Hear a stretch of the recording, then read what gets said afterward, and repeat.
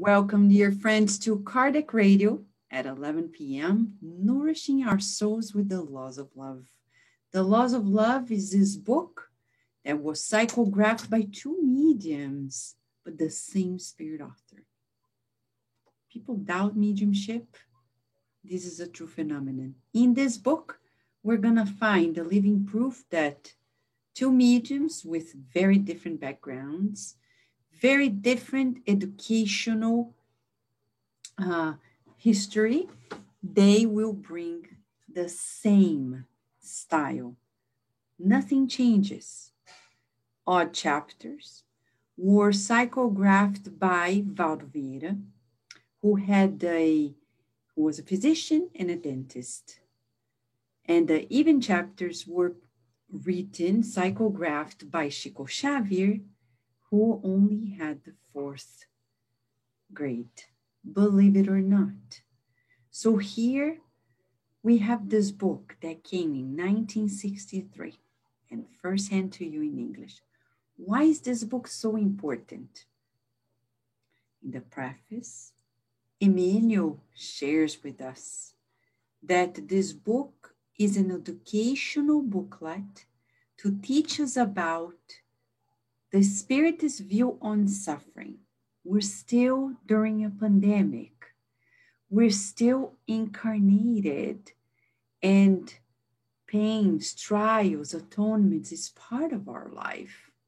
How do we deal with it? How do we make sense of it? Emmanuel, through these two mediums, comes to our rescue. So let us open ourselves to Emmanuel today as we get to know of voluntary illnesses. Did you know that they exist? This is in chapter 1. This book contains 8 chapters, but chapter 1 is about the spiritual causes of illnesses. In question number 10 today, we're analyzing question by question. Someone asked Emmanuel, are all known illnesses requested by the spirit of the infirm, the sick person, before they are reborn?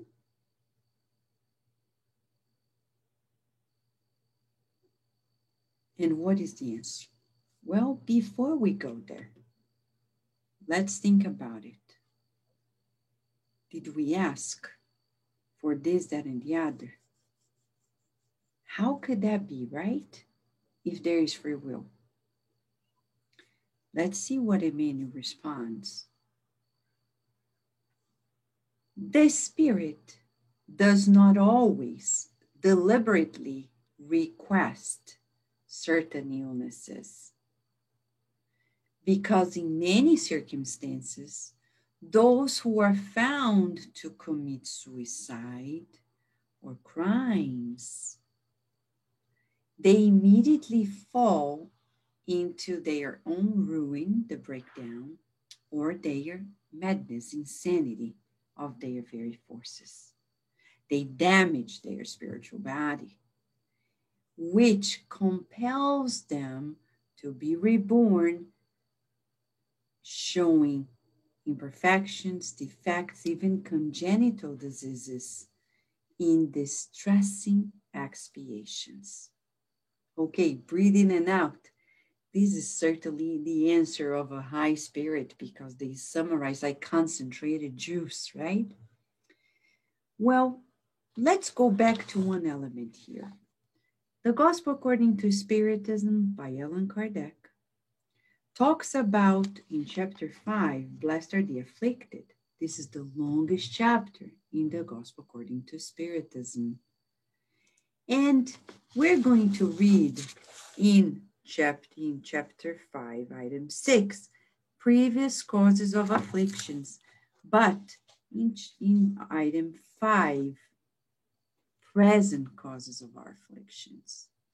And Kardec explains to us something that is so true, that we need to avoid the issues, but usually we run right towards them. For example, when do we seek to be ill? When we eat more than we should. When we eat what we can't eat. When we don't sleep because we're partying or watching porn or playing video games all day long, we're killing ourselves. That's suicidal. No Solar, Our Home. The book by André Luiz through Chico Xavier shows to us that we are committing indirect suicide in such occasions. When we are always angry, irritated, that is also suicidal. Creates lesions in our spiritual body, in our mental body, and then in the perispirit, leading us later to illnesses.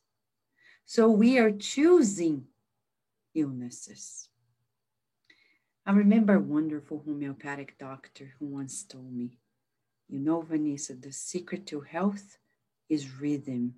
Look at nature. Everything is rhythmic. It has a rhythm. Think about the song. And he was so adorable. He said, think about the song, Row, Row, Row Your Boat. And he sang to me, row, row, row your boat gently down the stream. Merrily, merrily, merrily, merrily. Life is but a dream. First there is the rhythm. Row, row, row. Gently down the stream. You and I, in this current society, especially in our Western society, which is very fast-paced, is making everybody go out of rhythm. It's almost like when you drive a car in a crazy way. You change gears abruptly. That's how we are nowadays. We will get sick because we're shifting gears abruptly. There's no gentleness and there's no rhythm. There's no pace. Because society acclaims the people who do it all, who can do 10,000 things. I agree. We agree. People are different. They're people, genius minds. What can you say? They do this, that, and the other. But we're talking about us when we get home and we don't even look at the spouse or the children. And we're always running from here to there. And we're calling people. And when we have some time to rest, we don't rest. We browse social media. And then we fall apart on bed. We don't lay down. We fall apart. We crash. How can we be healthy? And then we eat whatever because we have to put something in our belly just to fill it up. And the body says, I don't like it. You're putting trash on me. And then the body is going to kick and scream. Do you know how to take a nap during the day? Vanessa, a nap. Yes, science, neuroscience proves to us that naps are so important for memory consolidation, for health. Nap means meditation. And I'm not saying that when you're meditating, you're napping, but that's the state of mind. You're just very gently allowing your body to recompose yourself, and you, us as the spirit, we need some break from that heaviness. Why? Remember, we're spirits vibrating, enveloped by the spiritual body, and this spiritual body multidimensionally is connected to the physical body. So when we are constantly awake during the day, the gravity that pulls the spiritual body, because it's semi-matter, and the physical body is heavy on us. So what do we need to do? Take breaks. You don't need to tell everybody, I'm going to meditate. And this is the childish inside of us. Now I'm going to meditate. No, we're not going to tell the boss or the employees, or we're going to do what we have to do, like going to the bathroom. You don't announce, excuse me, only when you are a child in the classroom. Say, excuse me, teacher, may I go to the bathroom? But when we are adults, say, excuse me, please. You go, you don't say anything. You just go. And you can go retreat in your office. I've always done this. Almost 20 years at the University of Maryland. I always had my 10, 15 minutes of break. I would close the door and pray, or do breathing exercises, or do the virtual passes to be recharged, to be ready for the next. Or we can't go on enough during our wake time here. But then when we go to sleep, we purposefully use that time to maximize our reincarnation, because that's the true life. So when I go to sleep, I think, may I lay you down, dear body, because the physical body is like a pet, the best pet we could ever have. Lay down and say, now you rest, because I have stuff to do. I, dear mentors, would love to learn more in the spiritual realm, would love to help, would love to be treated, to balance myself, detoxify. I would love to do that. Can God please allow me that? And every night we ask that. Miracles happen. And we say miracles figuratively speaking, because miracles don't actually exist. But things that are fantastic happen because we're learning to maximize our lives.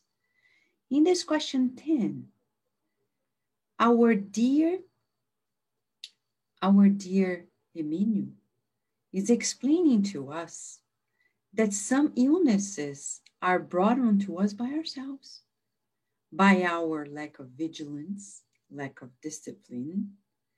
And one day, you know, everybody talks about diets, right? It's hard not to talk about diets in this world. And one day a person said, you know, I'm sick and tired of diets. Do I need to go through diets all my life? This person is a spiritist, and he made a wonderful question that I think we all have. And then I turned and said to him, I said, look, by principle, we are evolving. Discipline is a must. Emmanuel, Andre Lewis teach us clear cut that discipline precedes spontaneity. Discipline precedes spontaneity. And now we'll repeat. Discipline precedes spontaneity. What does that mean? It means that before we make anything be second nature, we need to make effort and repeat it. That's what discipline is all about. Effort, repetition, effort, repetition, effort, repetition. Your child comes to you and says, oh, I don't like division. Okay, now we're going to do division problems for 10 days. After 10 days, this child is going to come to you and say, I love division. Because effort and repetition is the only way through which we learn and we master anything. So instead of saying to your child, yeah, that's not a good thing. No, we're going to love it. Now we're going to do it more than ever because we need to learn any and everything. That's the evolution. Till we become pure spirits, we will get to know everything. So why postpone it? Discipline is always first. So when I see parents advocating for wildlife, lose their children, let them play. That's not why we reincarnate. They will play at the right time, but they won't spend the whole day playing, because that is not a spiritist way of being. They are not children, they are millennial spirits. And in childhood, we discipline ourselves for later life. Oh, my children are so well because they spend all the time. They don't need to go to school. They do whatever they like. What kind of adults are they going to be? Adults that do whatever they like? The spiritist way is kindness, love for the children, but discipline for all of us. Discipline. Illnesses come when we don't do the row your boat in terms of harmony. So we need to cool down our anxieties. Emmanuel talks about suicide. Nobody has suicide in their reincarnatory plan. Oh, this person is going to be reborn and commit suicide. They chose it. Oh, this person killed somebody. They are going to be reborn and kill somebody, be a homicide person. No, they chose it. And those choices then will lead us into inevitable scenarios to adjust the lesions, as he says here. He says, the wounds we created in the spiritual body. You may be asking, what are we going to do in the next 24 hours? Because Jesus said to Nicodemus once, it's not enough to know the scriptures. We need to feel them. So that's why here at Kardec Radio, we always have exercises so we can feel the scripture. We need to ask ourselves if our pace of life has a rhythm. Rhythm doesn't mean we're not going to innovate, we're not going to progress, but we're going to go through the steps of our everyday life in harmony. We need mind over matter, seeking the good and the positive always, being creative in terms of being co-creators. Wake up every day and say, I am a co-creator. What a joy. And enjoy co-creating with God. When we co-create with God consciously, we align ourselves. Our rhythm is spaced out, and in harmony, we don't create illnesses. So we're going to wake up. We're going to leave our day and wake up, since wake up time, saying, I am. You hear the ambulance, right? And the sound. Because what we're seeing here is important. There's no coincidence. And we bless those who are in need of help. May our vibrations altogether be sent out to those who are in need of being rescued right now. So the exercise is the following, very beautiful and easy. We are going to put our minds into the best part of us, which is us, children of God. We're going to say the whole day, I am a co-creator with God, and I rejoice in my co-creation today. And we'll repeat it throughout the day, feeling ourselves as co-creators with God and the joy of co-creating wherever we are, home, office, street, wherever we are. We're going to feel our co-creative abilities. We don't need to prove anything to anybody because God made us all co-creators. There's no competition. And we're going to enjoy being co-creators in the good with God. That's fantastic. We wish you, dear friends, a wonderful day in co-creation, in the good with God. A big hug to you, and until tomorrow, God willing, here at Kardec Radio with the Laws of Love with Emmanuel.